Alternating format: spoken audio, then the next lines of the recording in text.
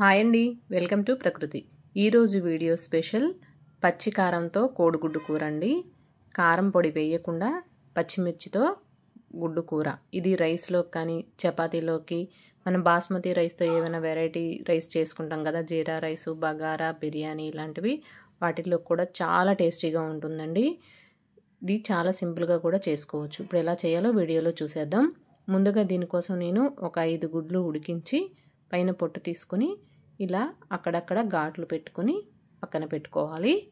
ఇప్పుడు స్టవ్ వెలిగించి కళాయి పెట్టుకొని అందులో ఒక 2 స్పూన్లు నూనె వేసుకొని సన్నగా కట్ చేసుకున్నవి పెద్ద సైజు ఒక 2 ఉల్లిపాయలు వేసుకొని వేయించుకోవాలి. మనము ఈ కూరలో కారం వేయం కాబట్టి ఈ కూర మొత్తానికి సరిపడా కారం ఎంత పడుతుందో అంత పచ్చిమిర్చి తీసుకోవాలి.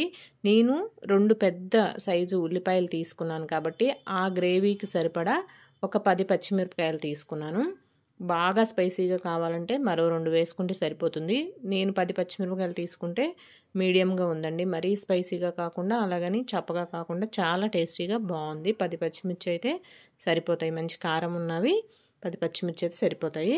అవి కూడా వేసుకొని వేగిన తర్వాత ఒక 2 అంగుళాల అల్లం ముక్క చిన్న ముక్కలుగా కట్ చేసుకొని వేసుకోవాలి. ఒక 15 వరకు వెల్లుల్లి రెమ్మలు కూడా వేసుకొని ఇందులోనే వేయించుకోవాలి. అవి మంచి కలర్ వచ్చిన వరకు, పచ్చివాసన పోయేంత వరకు వేయించుకొని మిక్సీ జార్లోకి తీసుకొని చల్లారనివ్వాలి. ఇప్పుడు మరొక స్పూన్ ఆయిల్ వేసుకొని మనం ఉడికించి పక్కన పెట్టుకున్న గుడ్లు, కొంచెం పసుపు వేసి ఆ గుడ్లు కూడా ఇందులో వేసుకొని కొంచెం ఉప్పు, కారం వేసుకొని పై తొక్క అంతా క్రిస్పీగా అయ్యే వరకు వేయించుకొని తీసుకొని పక్కన పెట్టుకోవాలి. లో ఫ్లేమ్లో పెట్టుకొని వేయించుకోవాలి. హై ఫ్లేమ్లో పెడితే కారం వేసాం కదా, మాడిపోయినట్టుగా అయిపోతాయి. అందుకే లో ఫ్లేమ్లో పెట్టుకొని కలుపుతూ చక్కగా వేయించుకొని తీసుకొని పక్కన పెట్టుకోవాలి.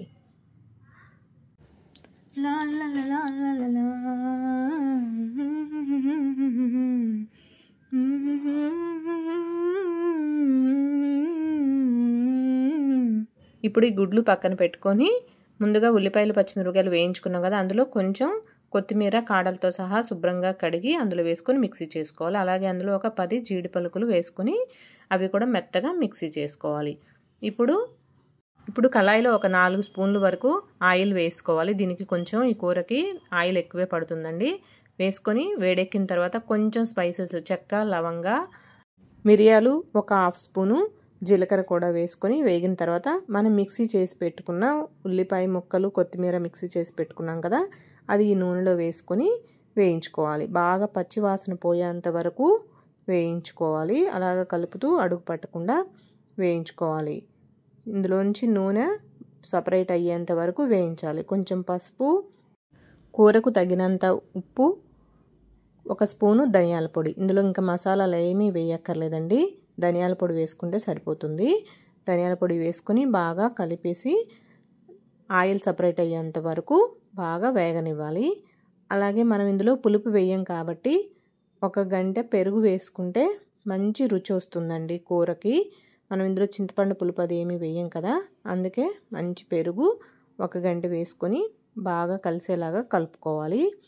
ఇప్పుడు ఈ గ్రేవీకి ఎన్ని నీళ్ళు పడతాయో మన కూర ఉడకడానికి అన్ని నీళ్ళు వేసుకోవాలి.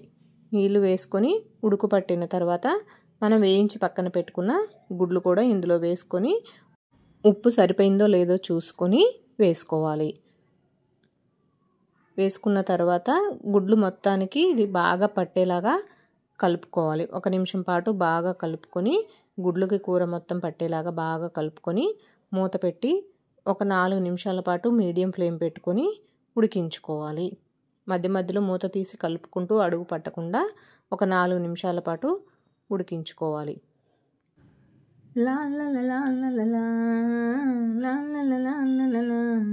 చెలిమి తోడుంటే చాలమ్మా నేనేముంది. ఇప్పుడు కూర రెడీ అయిపోయింది. చూడండి, ఆయిల్ కనపడుతుంది కదా పైన. కూర రెడీ అయిపోయింది. ఇప్పుడు కొంచెం కస్తూరి మేతి నలుపుకొని వేసుకుంటే కూర రుచిగా ఉంటుంది, మంచి ఫ్లేవర్ ఉంటుంది. మీకు నచ్చితే కొత్తిమీర కూడా వేసుకోవచ్చండి. నేను కొత్తిమీర మిక్సీ చేసి వేసాను కదా, ఆ ఫ్లేవర్ ఉంది కదా అని నేను కొత్తిమీర వేయలేదు. మీరు కావాలంటే కొత్తిమీర కూడా సన్నగా కట్ చేసుకొని వేసుకోవచ్చు. అంతేనండి, పచ్చికారంతో కోడిగుడ్డు కూర రెడీ అయిపోయింది. రైస్లోకి కానీ చపాతీలోకి కానీ బిర్యానీల్లోకి బగారా రైసు జీరా రైసు ఇలా ఎందులోకైనా చాలా టేస్టీగా ఉంటుందండి.